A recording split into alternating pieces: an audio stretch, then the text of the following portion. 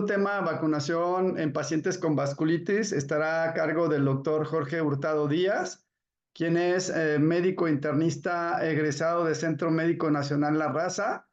También es médico reumatólogo egresado del Centro Médico Nacional La Raza. Tiene alta especialidad en vasculitis sistémicas primarias en el Instituto Nacional de Enfermedades Respiratorias, INER, y actualmente labora como médico en el Instituto Mexicano del Seguro Social. Doctor Jorge, bienvenido, muchas gracias por estar con nosotros y creo que la doctora Laura pondrá su ponencia. Adelante, gracias por estar con nosotros. Gracias, sí, muchas gracias. ¿Se escucha bien mi voz? Sí, doctor, sí lo escuchamos claro, gracias. Gracias. Bien, bueno, pues gracias por la invitación y justamente como han mencionado, el día de hoy vamos a hablar sobre vacunación y vasculitis. Los temas que vamos a tratar, pues es básicamente definir qué es una vacuna y cómo funciona, cuáles van a ser los tipos de vacunas y una duda muy frecuente que se suele tener es qué esquema de vacunación deben de tener nuestros pacientes con vasculitis. Entonces hablaremos de algunas vacunas que son de relevancia para nuestros pacientes. Bien, vamos a empezar con qué es una vacuna y cómo funciona. En el medio en el que nos encontramos, pues siempre nos vamos a encontrar frente a distintos agentes patógenos como virus, bacterias, hongos, parásitos, que de momento pueden ser responsables de causar enfermedades. Entonces, vamos a estar siempre en el ambiente en el que vivimos, inmersos y en un ambiente donde podemos encontrar estos agentes. Entonces, bueno, estas condiciones patológicas pueden llegar hacia nosotros y causar enfermedad. Y bueno, cuando llegan a nuestro organismo, la forma natural que tiene nuestro organismo de responder a ellas, pues es con la producción de anticuerpos. Es lo que generalmente conocemos como defensas y estas van dirigidas pues a evitar que la enfermedad se disemine o de alguna forma contenerla y eventualmente poder erradicarla. Entonces, existe una estrategia para hacer que nuestro cuerpo produzca estos anticuerpos o defensas, pero sin necesariamente tener la enfermedad. Esta estrategia, pues, es lo que se conoce como vacunación. Entonces, aquí la pregunta sería, ¿de qué están hechas las vacunas? Las vacunas en realidad están hechas de esos mismos agentes que de momento están en el medio ambiente, pero que han recibido un tratamiento especial para poder ser inyectados en el organismo a través de una vacuna. Tenemos dos tipos principales de vacunas, que son las que son realizadas a partir de virus y las que son realizadas a partir de bacterias. Las virales, por ejemplo, las podemos clasificar en dos categorías, una que son de virus vivos atenuados o que coloquialmente conocemos como dormidos, y otro grupo de vacunas virales que están hechas de virus muertos. Estas son únicamente fracciones del virus, no es el virus, no es un virus completo, puede contener fracciones del virus, o de momento un virus completo, pero este está, digamos, muerto, por decirlo de alguna forma, que no tiene esa capacidad virológica de infectar y de producir enfermedad. Y también recientemente, como son las vacunas actuales de COVID, que están realizadas con tecnología recombinante. Entonces, si bien se están utilizando las partículas del virus o un virus completo, este ya ha sido modificado o ha recibido un tratamiento especial para evitar que cuando entra al organismo produzca la enfermedad.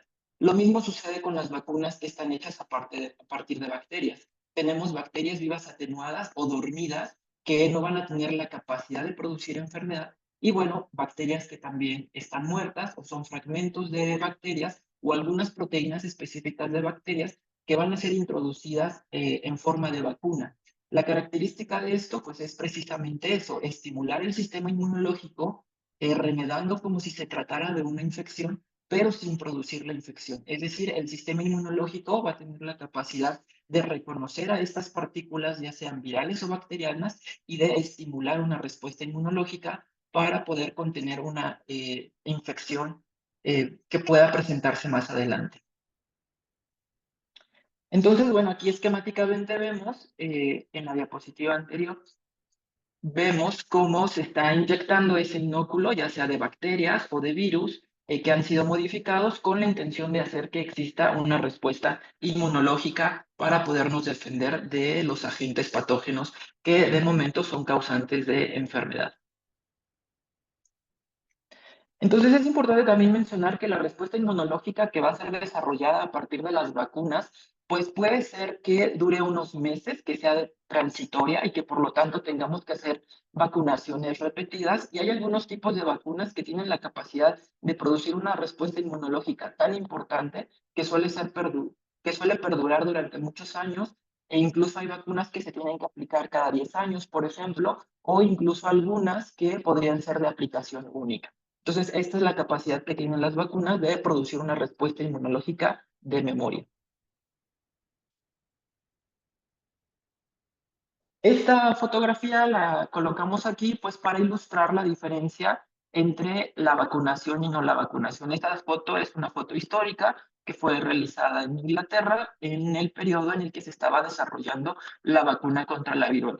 Claramente pues podemos observar que uno de los niños ha sido vacunado y el otro no, y el que ha sido vacunado pues presentó una enfermedad con manifestaciones mucho menores, con una severidad mucho menor, un curso más benigno. Entonces, bueno, desde los inicios en los que se empezó a estudiar la vacunación, pues sabemos el beneficio que tiene la utilización. La siguiente. Entonces, una pregunta muy importante para nuestros pacientes con vasculitis es, a partir de lo que ya sabemos de las vacunas, ¿qué vacunas sí pueden recibir nuestros pacientes y cuáles no?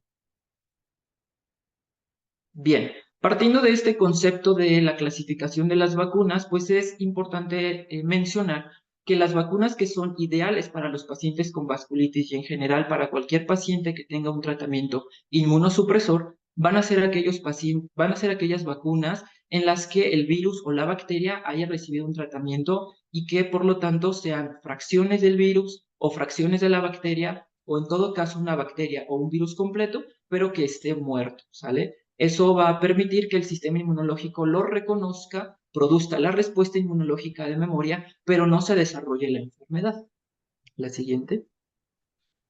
Entonces, ¿cuáles tenemos en cada una de las categorías? Bueno, justamente las vacunas de virus o bacterias muertas son justamente las que se estarían aplicando próximamente en esta etapa estacional. Estamos hablando de influenza, estamos hablando de la vacuna contra COVID, la de neumococo, y hay otras dos que también son importantes para los pacientes con vasculitis, como son la vacuna contra el herpes zóster y el virus del papiloma humano. Hay otras bacterias, como hemos mencionado, otras vacunas, perdón, que son las realizadas con virus o bacterias dormidas o atenuadas, que esta es la bacteria o el virus completo, pero ha recibido un tratamiento para estar únicamente dormido. Y se requiere que el sistema inmunológico de nuestros pacientes esté de forma adecuada, que esté constituido de forma adecuada y que no esté debilitado para evitar que se pueda presentar la enfermedad. En este tipo de vacunas sí existe un cierto riesgo de poder tener síntomas de la enfermedad, porque aquí la bacteria o el virus no está muerto, es una bacteria que únicamente está atenuada o dormida. Y estas no son necesariamente las mejores opciones para los pacientes que tienen una inmunosupresión. Sin embargo, en algunos casos muy particulares en los que sea necesario y la condición clínica del paciente y el tratamiento lo permitan, se podrían aplicar. Aquí tenemos, por ejemplo, sarampión, paperas, rubiola, que aquí en México se aplica en una sola vacuna, viene combinada las tres enfermedades en una sola vacuna. Se puede aplicar la vacuna de la viruela, de la varicela y de la fiebre amarilla. ¿Ok? La siguiente, por favor. Históricamente en México, bueno, desde que se ha constituido el Esquema Nacional de Vacunación, este es el esquema nacional pues reciente, en general la intención es que la población pues tenga un esquema básico, un esquema bastante completo en realidad, para que se puedan evitar desde la infancia enfermedades. Cada uno de nosotros, bueno, este esquema se ha ido modificando mucho a través del tiempo, este es el reciente, se esperaría que la población actual de pediátricos pues puedan tener su esquema completo, pero quizá para muchos de nuestros pacientes que hoy tienen entre 50, 60, 70 años, que no tenemos la certeza de si fueron vacunados o no durante su infancia, bueno, ahí podría caber la posibilidad de eventualmente, si la enfermedad lo permita, aplicar algún tipo de vacuna como por ejemplo lo que mencionábamos, sarampión, rubiola, parotiditis, ¿no? Que aquí lo marcamos con un asterisco o una estrella roja, que son estas vacunas que debemos de tener precaución porque son de bacterias o de virus que han sido atenuados, pero que están con la potencialidad de producir enfermedad. Y por ejemplo, otra acá es el rotavirus, ¿no? Que también es una vacuna que está hecha con virus vivos atenuados, ¿ok? Entonces, bueno, hay que tener precaución. Es importante, bueno, saber si en algún momento tenemos un esquema de vacunación completo o no para saber qué vacunas nos tocan.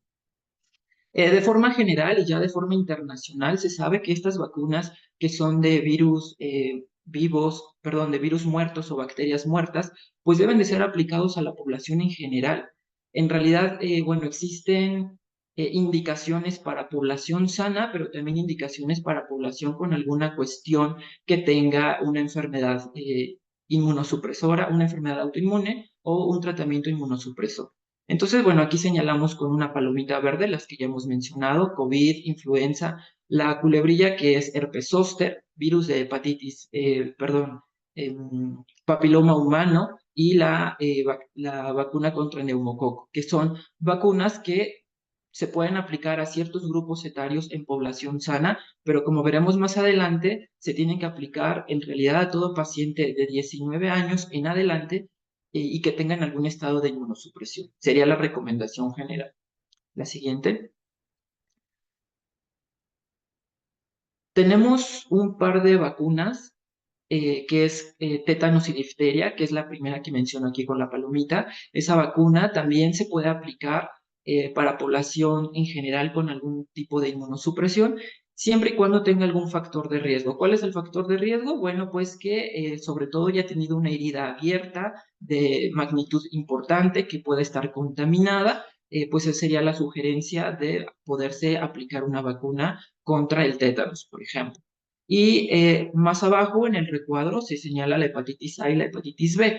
Estas, con los esquemas actuales de vacunación, esperaríamos que la población joven ya tenga su vacunación inicial y no sería necesario aplicarla, salvo que existan algunos factores de riesgo. A lo mejor algún tipo de práctica, algún tipo de consumo de sustancia que pueda poner a nuestro paciente en riesgo para adquirir algún tipo de infecciones.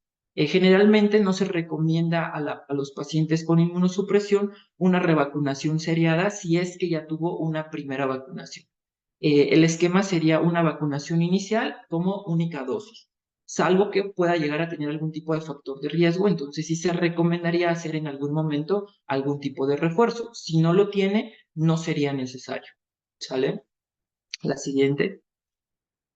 Entonces aquí mencionamos la vacuna MMR, que también se comercializa en México, que es para paperas, por ejemplo, para paperas y la varicela. Aquí vienen en un cuadrito rojo como una advertencia de que si bien se recomienda para la población sana, para ciertos grupos específicos, para pacientes con inmunosupresión hay que tener ciertos cuidados porque, como hemos mencionado antes, son realizados a partir de bacterias y de virus vivos que únicamente están atenuados. Entonces se requiere que nuestro sistema inmunológico esté constituido de forma adecuada, que no tenga una cuestión inmunosupresora o un tratamiento inmunosupresor en el momento en el que se pretende poner la vacuna. Insisto, no es una contraindicación absoluta, pero sí hay que tener una mayor precaución con este tipo de vacunas para nuestros pacientes con algún tipo de vasculitis o algún otro tipo de inmunosupresión. La siguiente, por favor. Bien, un tema muy importante también que debemos de mencionar es, bueno, ya sé de forma general cuáles son las vacunas que como paciente con vasculitis me toca poner. Ahora, ¿qué tengo que hacer con el tratamiento? Es una pregunta también bastante habitual porque hay que respetar una cierta temporalidad para poderlas aplicar. La siguiente. Entonces, bueno, esta es una imagen de forma esquemática. Mencionábamos aquí en listados algunas de las enfermedades que de momento podemos llegar a tener en nuestros pacientes dentro de la clínica de vasculitis en el INER. Ciertamente la mayoría de nuestra población va dirigida hacia las vasculitis sistémicas primarias, pero de momento que llegamos a tener algunos otros pacientes con algunas otras patologías que aquí, bueno, vamos mencionando. Y todos ellos pueden llegar a tener algunas combinaciones de estos medicamentos que seguramente a ustedes les resultarán familiares. pueden llegar a tener algún tratamiento o haber tenido historia de haber recibido tratamiento con rituximab, ciclofosfamida, metotrexato, micofenolato de mofetilo, azatioprina, leflunomida, prednisona. Entonces, bueno, hay que tener en consideración el tratamiento actual que puede estar recibiendo nuestro paciente. La siguiente. Entonces, en este sentido, ¿cuál es la importancia de saber esto, de saber en qué momento de la enfermedad nos encontramos? No va a ser lo mismo un paciente que está debutando, que tiene actividad, a un paciente que ya alcanzó la remisión, que ya está con tratamiento dirigido para mantener la remisión. Eh, entonces, bueno, es importante entender o conocer el estado clínico de nuestro paciente y qué tratamiento está recibiendo. ¿Por qué? Porque puede haber algún tipo de interacción y básicamente la interacción va en que estos medicamentos hay que recordar que son inmunosupresores y lo que queremos hacer con la vacuna es estimular el sistema inmunológico para generar esos anticuerpos o esas defensas que van a ir dirigidos a protegernos. Entonces, el hecho de aplicar una vacuna de forma concomitante con alguno de estos medicamentos inmunosupresores puede hacer que el efecto de nuestra vacuna se vea reducido y que entonces perdamos ese beneficio y que en realidad no tengamos la protección para la cual la vacuna fue diseñada. Entonces es importante tener presente qué medicamento en ese momento está recibiendo nuestro paciente o como pacientes saber en qué momento tendríamos que aplicarnos la vacuna. A la siguiente. Entonces, bueno, aquí les puse de forma esquemática esto para ilustrar de alguna forma qué hacer cuando tenemos un tratamiento específico. Al final del día, la recomendación, por supuesto, siempre va a ser que tenga la indicación de su médico reumatólogo, de su médico tratante, de cuándo es conveniente vacunarse. Sin embargo, de forma general, podemos decir que para las vacunas de virus o de bacterias que están muertas, como COVID, influenza y neumococo, que son justo las que se están aplicando en esta estación, en esta época invernal. Por ejemplo, si nuestro paciente o alguno de ustedes está en este momento con rituximab o ciclofosfamida, hay que recordar que estos medicamentos no se aplican diarios, se aplican con cierta temporalidad.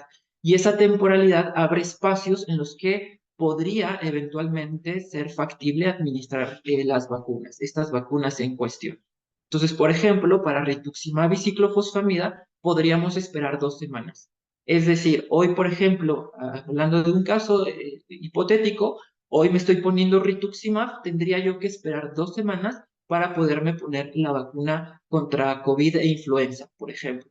Si hoy fui a mi infusión de ciclofosfamida, bueno, pues tendría que esperar 2 semanas para ponerme la vacuna de influenza o de COVID. Aquí hay que tener en consideración para aquellos pacientes que han recibido ciclofosfamida. Ustedes saben que la ciclofosfamida en una fase inicial se pasa pues precisamente cada 2 semanas. Entonces ahí nos podría coincidir la aplicación de la vacuna con la aplicación de ciclofosfamida. Entonces tendríamos que tener esa precaución. Si ya fue mi última dosis de ciclofosfamida o estoy con una dosis de mantenimiento, a lo mejor mensual con ciclofosfamida y solo me van a aplicar una dosis, bueno, podría ser que al término de 2 semanas de esa ciclofosfamida me pueda aplicar la vacuna contra influenza COVID, por ejemplo, ¿no? Si hoy me puse la vacuna contra influenza y resulta que me toca mi siguiente dosis de rituximab, pues tendría que esperar 2 semanas para ponerme la dosis de rituximab. Serían como los tiempos mínimos necesarios para estos dos medicamentos. Para el resto de medicamentos, metotrexato, micofenolato, azatioprina, leflunomida, prednisona, no es necesario esperar, se podría aplicar la vacuna de forma concomitante. Sin embargo, si la condición clínica del paciente lo permite y su médico así también lo considera, se podría hacer una suspensión de estos medicamentos un par de semanas para poder aplicar la vacuna y evitar que haya un poco de disminución del efecto de la vacuna. Sin embargo, no es necesario, se puede aplicar la vacuna, vamos a tener el efecto con estos otros medicamentos si se llegan a aplicar de forma concomitante. La siguiente. Bien, hablaré un poco de algunas vacunas de forma muy puntual. Por ejemplo, para la vacuna de COVID, que justo estamos en esta temporada, la indicación es toda población sana debe recibirla. El segundo comentario, pues sería que toda la población con inmunosupresión mayor de 19 años debería de recibir la vacuna. Entonces, si estamos pensando en nuestros pacientes con vasculitis o yo como paciente con una enfermedad con inmunosupresor o un tratamiento con inmunosupresión, si tengo más de 19 años, la vacuna estaría indicada para mí, ¿sale? Aquí la vacuna, si nunca me he vacunado antes, debería de recibir 3 vacunas con una vacuna de tecnología con RNA recombinante y posteriormente anual. Si todos nos vacunamos en pandemia, lo único que hay que hacer es estarnos vacunando de forma anual, como pues se hace la promoción y en las campañas y es la recomendación. ¿Ok? La siguiente. De momento sabemos que existen muchas opciones, eventualmente todas son válidas y bueno, cualquiera puede ser aplicada. Justo en México también recientemente se está proponiendo que se pueda aplicar la vacuna que se ha aplicado, que se ha diseñado a nivel nacional, que aún no se está aplicando porque aún no ha terminado su desarrollo y autorización, que es la vacuna Patria. Ya hay una vacuna Abdala que también es de origen cubano y que de momento también va a estarse poniendo aquí en sector salud. La sugerencia, bueno, pues sería, en todo caso, si no existiera alguna otra opción, pues poderla aplicar, aunque por supuesto las grandes farmacéuticas, hay que decirlo así, son las que han tenido un mejor desarrollo y que han actualizado sus vacunas año con año, que serían pues básicamente Astra y Pfizer. AstraZeneca y Pfizer sería idealmente la vacuna principalmente recomendada para nuestros pacientes. La siguiente. Bien, ¿qué sucede con influenza? También estamos en época de influenza. Toda la población sana se debe de vacunar de forma anual. Nuestros pacientes con inmunosupresión deben de vacunarse todos a partir de los 19 años de forma anual. La duración de la vacuna y su efecto, la memoria inmunológica que genera, es de 1 año. Por lo tanto, cada año deberíamos de estarnos vacunando. La siguiente. Tenemos la vacuna de neumococo. Esta es una vacuna realizada a partir de extracto de la bacteria, no es una bacteria completa, por lo tanto es una vacuna también segura. Aquí se recomienda para toda población mayor de 65 años. Sin embargo, todos nuestros pacientes con vasculitis o con alguna otra enfermedad inmunosupresora o con tratamiento inmunosupresor que tengan factor de riesgo arriba de los 18 o 19 años se deberían de vacunar. Es decir, que toda nuestra población de vasculitis, de pacientes con vasculitis, deberían eventualmente de vacunarse contra neumococo. Esta vacuna genera una respuesta inmunológica que dura 5 años, entonces los refuerzos pueden ser cada 5 años. La siguiente. Otra vacuna que está bastante recomendada en nuestra población es la vacuna contra el herpes zóster. Igual, la recomendación general para población sana es preferentemente arriba de 50 años, porque este grupo de pacientes son los que suelen tener mayor riesgo para desarrollar herpes zóster. Sin embargo, nuevamente, para nuestros pacientes con inmunosupresión, arriba de 18 o 19 años, deben de ser vacunados contra el herpes zóster. La vacuna que actualmente se está comercializando igual pertenece a una farmacéutica grande con mucha experiencia en el desarrollo de vacunas, que en esta ocasión es Glaxo, y la vacuna que comercializan es Shingrix. Esta vacuna no existe en sector salud, esta vacuna necesariamente, al menos en el caso de México, debe ser conseguida en medio particular. Esta vacuna, la característica es que está realizada con tecnología recombinante, es una vacuna segura para nuestros pacientes y esta tiene la característica de que deben de aplicarse 2 dosis. Si nunca antes se ha vacunado el paciente, la vacunación debe ser de 2 dosis. Una el primer día y a partir de ahí tenemos un periodo de 2 a 6 meses para podernos aplicar el refuerzo, para entonces tener la dosis completa. Si me apliqué la primera dosis y pasaron 8 meses, no sirve, tendríamos que repetir el esquema nuevamente, ¿sale? Y la duración, pues es bastante efectiva, es de tecnología recombinante, la respuesta inmunológica que genera es hasta de 10 años. Entonces, básicamente estamos hablando de una sola vacunación sin necesidad de repetirla posteriormente. La siguiente.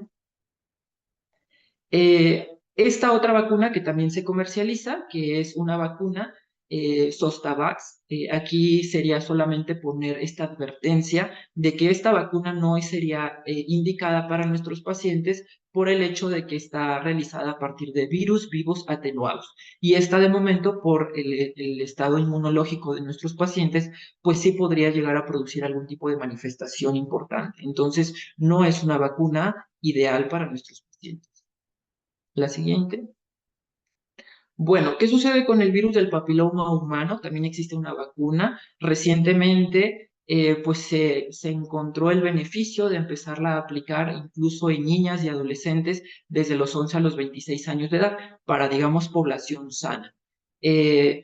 Todos, como es una vacuna nueva, hay cierto grupo de la población que es mayor de 26 años que no alcanzó a vacunarse porque antes no existía esta indicación de vacunarse desde los 11 años.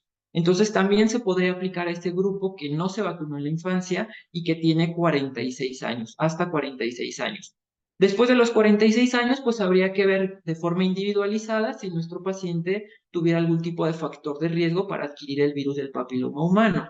Hay que recordar que esta es una enfermedad de transmisión sexual, entonces si de momento un paciente de mayor edad, de ciertos años, tuviera infección o tuviera ciertos factores de riesgo para adquirir el virus del papiloma humano, sería conveniente que se pueda vacunar.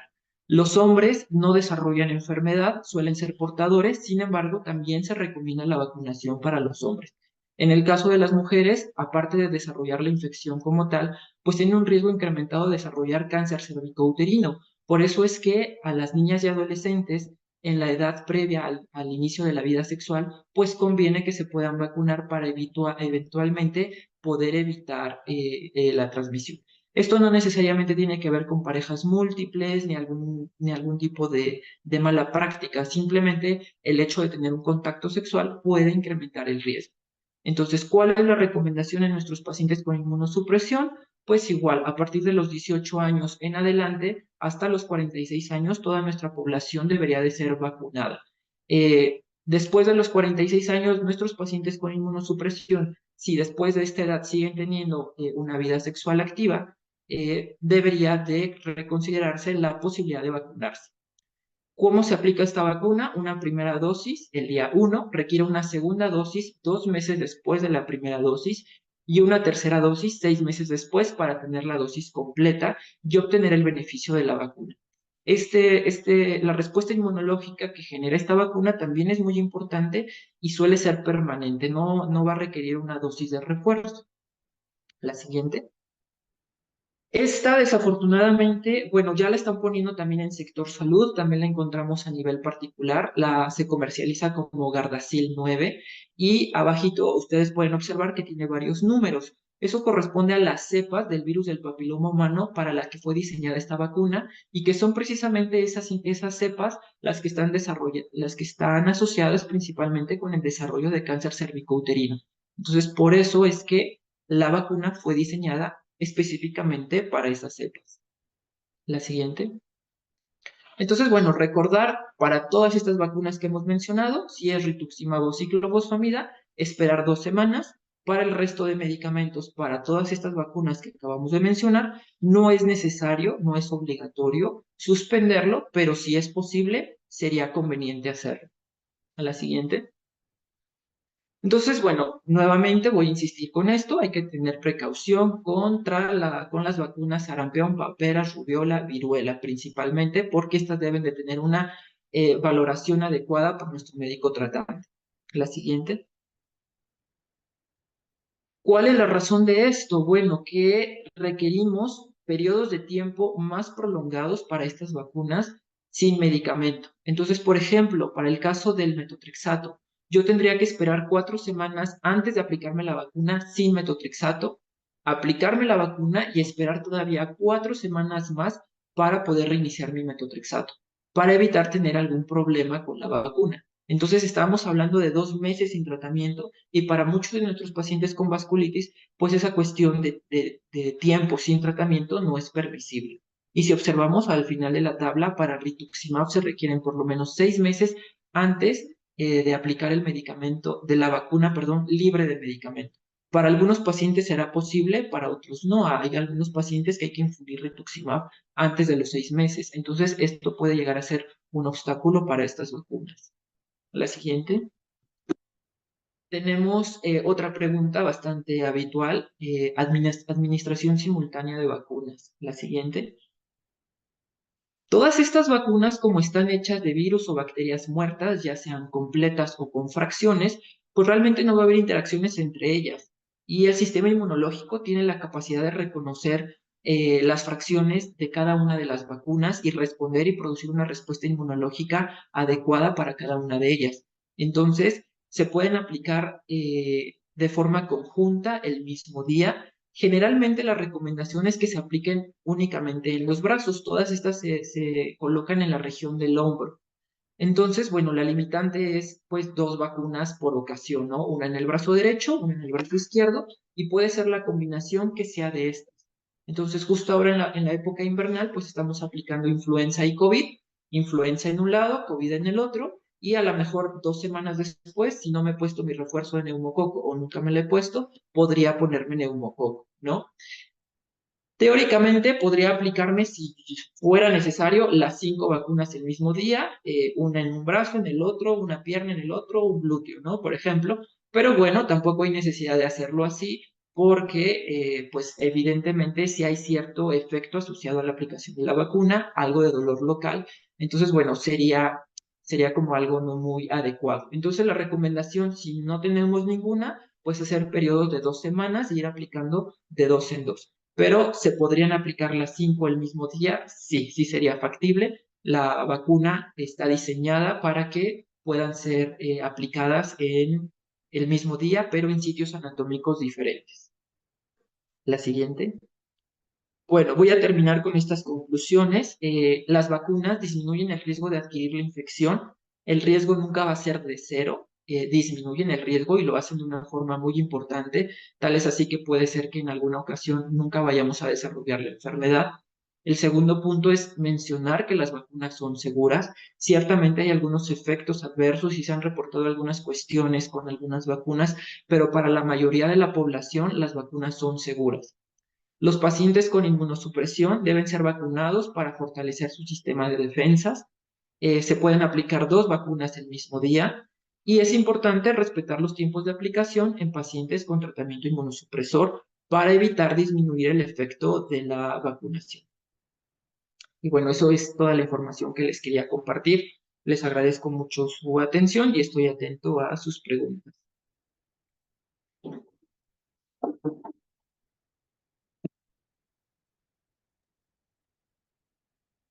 A ver, si quieres empiezo yo, Normita.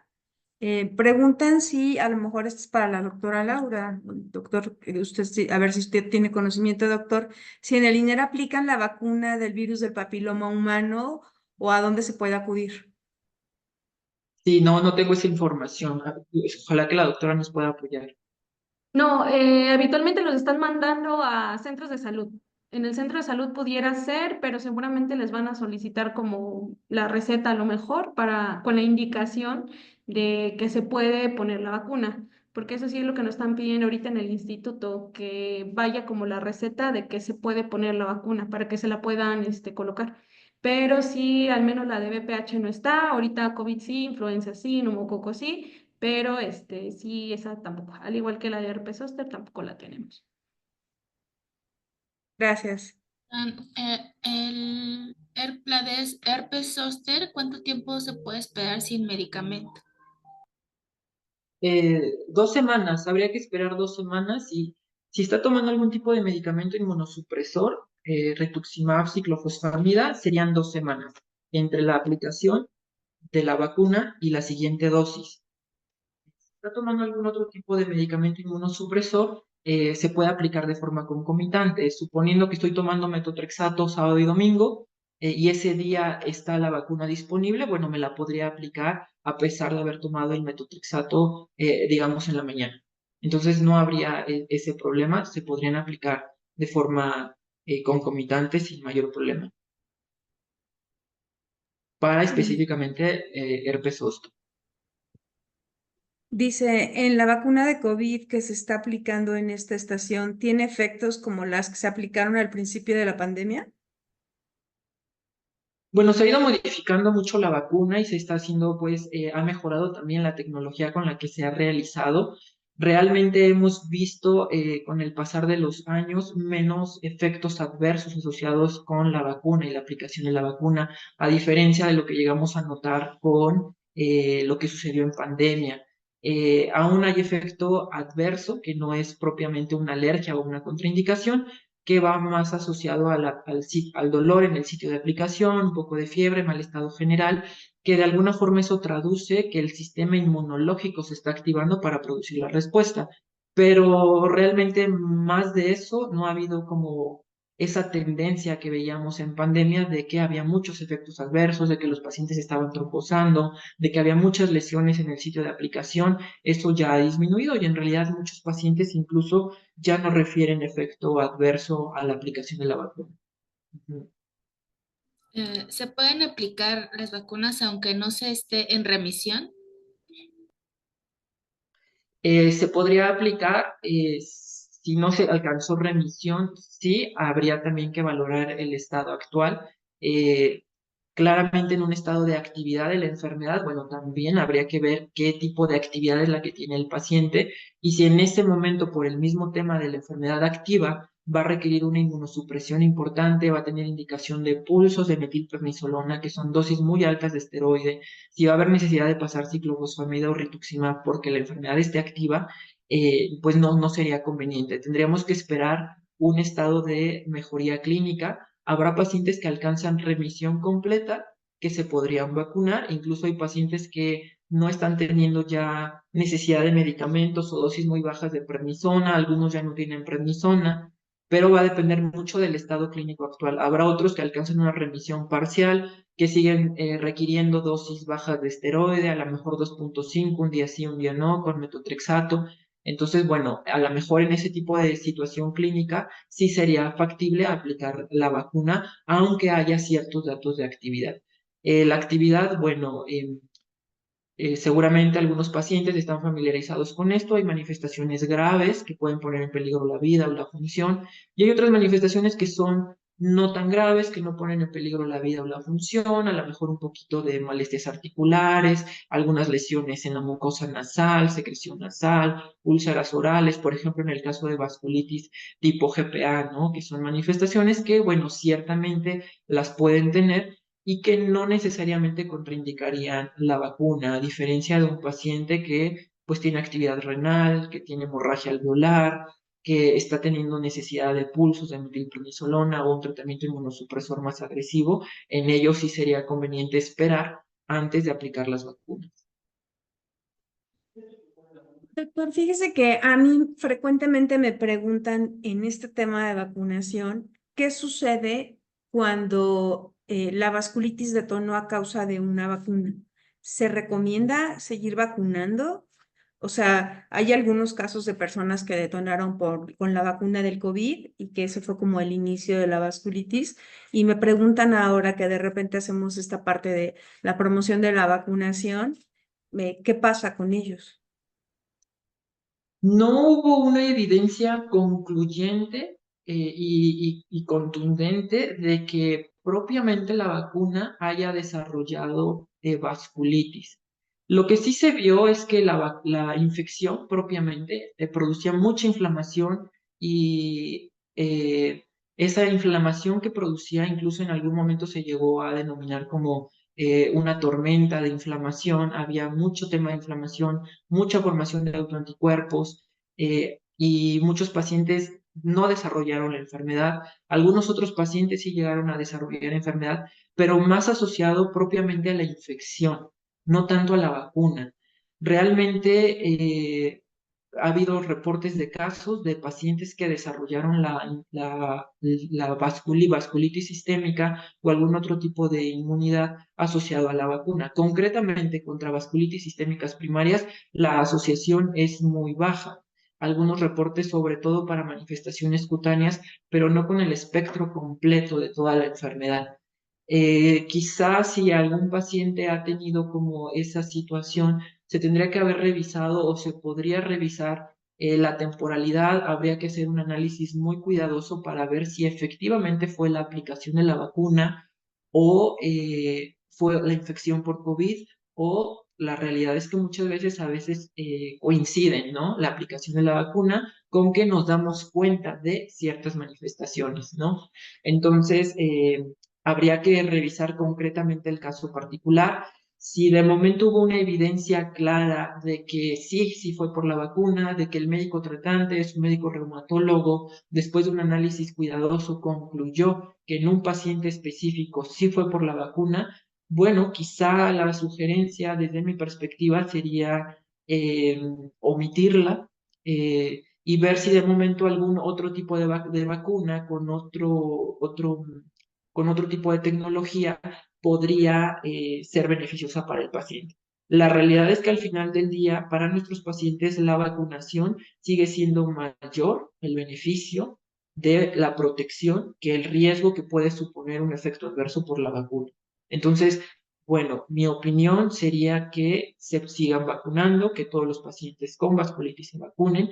Y bueno, si hubiera un caso muy particular, yo creo que habría que revisarlo con detenimiento y la sugerencia sería ensayar con una vacuna diferente a la que ya se aplicó y bueno, en todo caso esperar que no haya algún tipo de manifestación o efecto adverso grave. De acuerdo, muchas gracias. Doctor, ¿es conveniente continuar, por ejemplo, en el caso de las vacunas de COVID que la distribuyen diferentes farmacéuticas y ya se aplicó una y tuvo cierta reacción o hubo nula reacción a ese medicamento, continuar con la misma farmacéutica o se sugiere ir cambiando de farmacéutica porque son muchas las marcas que se manejan? Sí, la recomendación actual es que la vacuna que debe de ser aplicada por recomendación internacional es una que esté hecha con tecnología de RNA recombinante. ¿Cuáles son esas? Son Pfizer y CanSino. El otro tipo de vacunas tienen una tecnología un tanto similar, pero no es necesariamente de RNA recombinante. Entonces, bueno, esa sería de entrada la recomendación y por lo tanto la idea sería que se vacunen generalmente con el mismo tipo de vacuna. Es decir, si ya me vacuné con Pfizer, pues continuar con Pfizer, pero la realidad es que tampoco existe como una directriz o una norma que impida, ¿no? En situación de pandemia veíamos que de momento se puso la secuencia en base a la disponibilidad. Hoy por hoy, afortunadamente, ya hay como mayor disponibilidad, pero muchas vacunas no están disponibles en sector salud y requieren aplicarse en medio particular. Entonces, bueno, aquí hay que tener varias consideraciones. Una es si la situación lo permite, pues aplicarse generalmente la misma vacuna, ¿no? Si esta fue aplicada en un medio particular, bueno, estar vacunándose en medio particular con el mismo tipo de vacuna, que sería lo ideal. En todo caso, bueno, si no, sí se podría cambiar de vacuna, se podría aplicar a lo mejor una AstraZeneca y si el siguiente año no encontré, bueno, ponerme Pfizer y si el siguiente año solo me están ofreciendo no sé, Moderna, el sector salud, aplicarme Moderna. Vamos, no existe un problema en cuanto a que se apliquen vacunas de distinta empresa farmacéutica en los años seriados. O sea, puede eventualmente desarrollar el mismo efecto con la vacuna. Aquí es importante recordar que como es una vacunación anual, eventualmente la protección que se va ofreciendo con la vacuna se va perdiendo. Entonces, de alguna forma sería como, digamos, borrón y cuenta nueva, ¿no? Hay que reactualizarnos con una nueva vacuna y no importa necesariamente cuál sea. La recomendación es una vacuna con RNA recombinante, preferentemente. Pero si no, hay que dar el beneficio con la que se tenga. Gracias, doctor. Gracias, doctor. Yo creo que estamos en tiempo. Seguimos adelante, Salvador, por favor. Muchas gracias, doctor. A ver. No, a ustedes, gracias.